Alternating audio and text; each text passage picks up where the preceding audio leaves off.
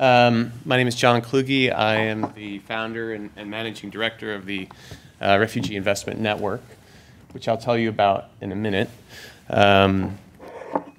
But first, I wanted to tell you a short story. In 1958, there was a coup in Baghdad, and it was a sort of time of revolution, and a little girl was forced to leave Baghdad and seek refuge in another country. Her father was a British engineer, and because of her affiliation and his affiliation to the crown, they were considered dangerous citizens and would have been hung. They ended up going back to England, and because they were able to get out of Baghdad, and because they were able to sort of get up as well, this little girl ended up becoming an entrepreneur. I'm actually here standing before you today. That was my mom. So this is something that is both personal to me, but it's also, I'm not unique in that way. I think if each of us thought about how we are connected to migration or how we ended up here in this room, it's just something that is part of humanity. But we have been dealing with sort of a bit of a crisis or a failure in terms of our design. The humanitarian response sort of regime, the way that we address short-term emergencies or disasters was established at the end of the Second World War. And it was designed with this idea that these are very much temporary, short-term solutions. The idea being that you will either be resettled or be able to go home after 5 years or less.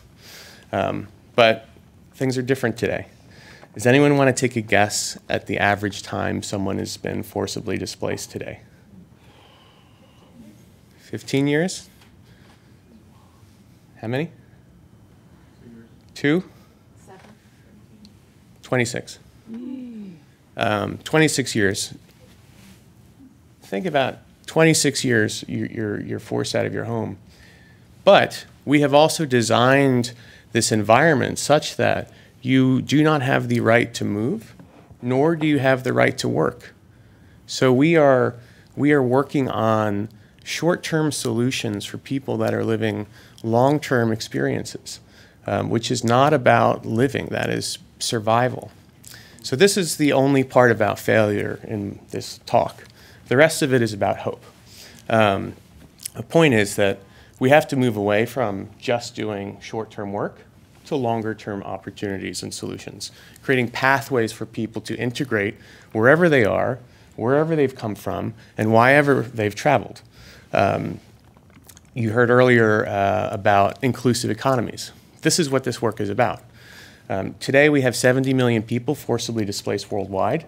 If you factor in changes in climate, drought, extreme weather, and trends in conflict, that could be 300 million people by 2030.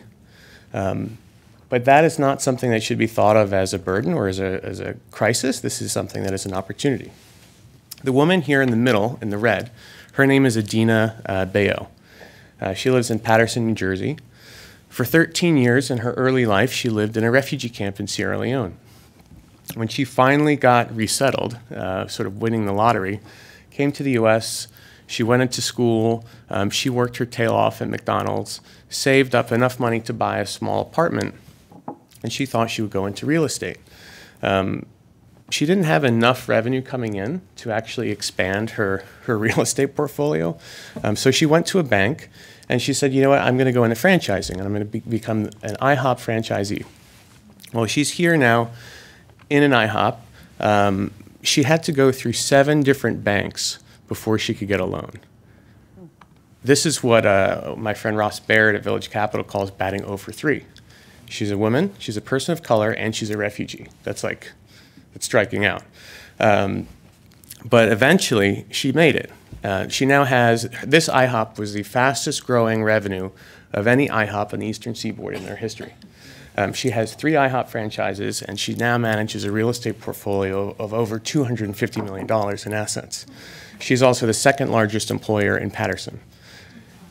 The cool thing is that she is not an anomaly or a unicorn.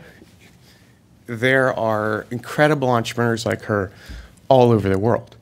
They are just waiting to be unleashed on the world. And we have to find a way to break down the barriers that limit their potential. So that is what the Refugee Investment Network is all about. If you think of the growth of gender lens investing over the last decade, you have societal pressure and norms, the world waking up and saying it's way too late for us to not be investing in women. We've got to get to this now. You have data and evidence that says empirically this is actually great for business. It's not just the right thing to do, but it's the smart thing to do. And three, you have frameworks and tools that allow investors to source, qualify, and actually create a criteria for investing in women-led or women majority managed companies. Refugee investing or refugee migration investing is very similar to that.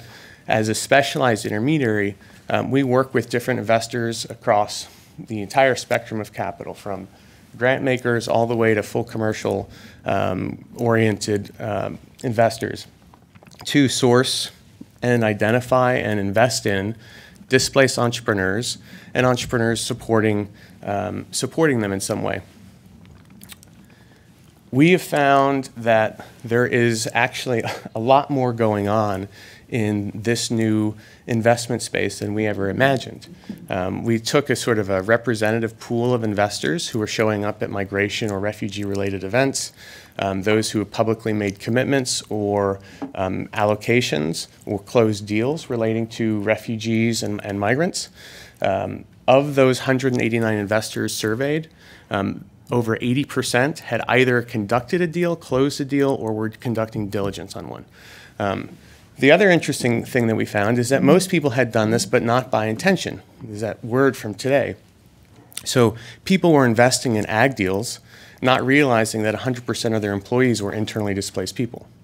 They were investing in renewables or investing in a women or gender lens deal, not realizing that the founder was a refugee or an asylum seeker. The quality of the outputs and outcomes were very good.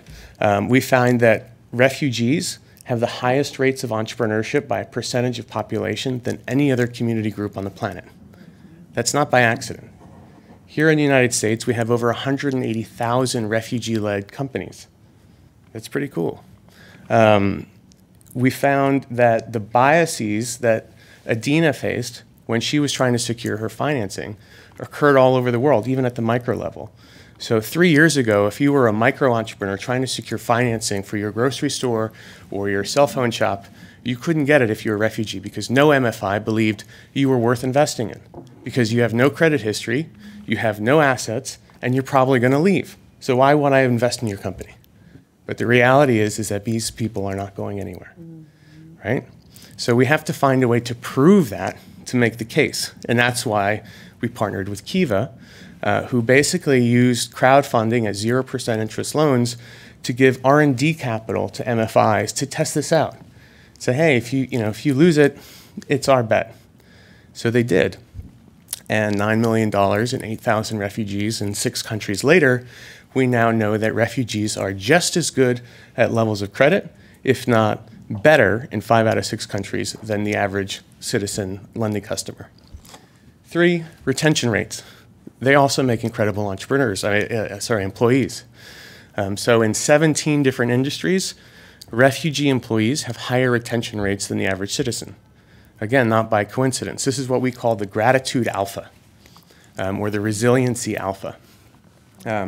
And I think we have created a framework inspired and based on the Gender 2X initiative at the Overseas Private Investment Corporation to give investors a starting point.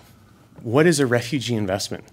When we talk about refugees, we include anyone who's been forcibly displaced, because whether you're seeking asylum, you're crossed an international border, or you're stuck inside your own country, or you're fleeing your home because your home no longer exists because it's underwater, the qualities and dynamism that you bring into your venture in your life are the same.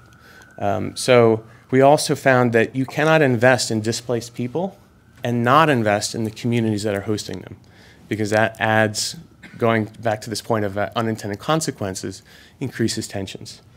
So we ask investors, if they are thinking about adopting a refugee lens into their work, to consider sharing those investments between host communities and displaced communities, whether they're here in the United States or somewhere overseas. We are now, expanding the community in the field, developing new tools and resources. We have a 6-module curriculum for investors on refugee and migration investing, still in development. We've already mobilized over $250 million in deals to funds and other direct private equity investments supporting refugees and other migrants and their host communities. We're really excited about this new space and where this is going, and I hope you all will consider exploring it with us. The one thing I will just add is that, this is an intersectional issue. It touches on pretty much everything. If you think about the Sustainable Development Goals, 13 of the 17 goals are directly correlated with displacement or migration. If you invest in migration solutions, you will address those SDGs, and if you invest in some of those SDGs, you can address migration. This is not a crisis of displacement, but a crisis of creativity and imagination. So, thank you all. Oh, we have also a report. I have a few copies with me, but you can also download it from our website, which is a sort of a general landscaping of this field, which is available for all of you.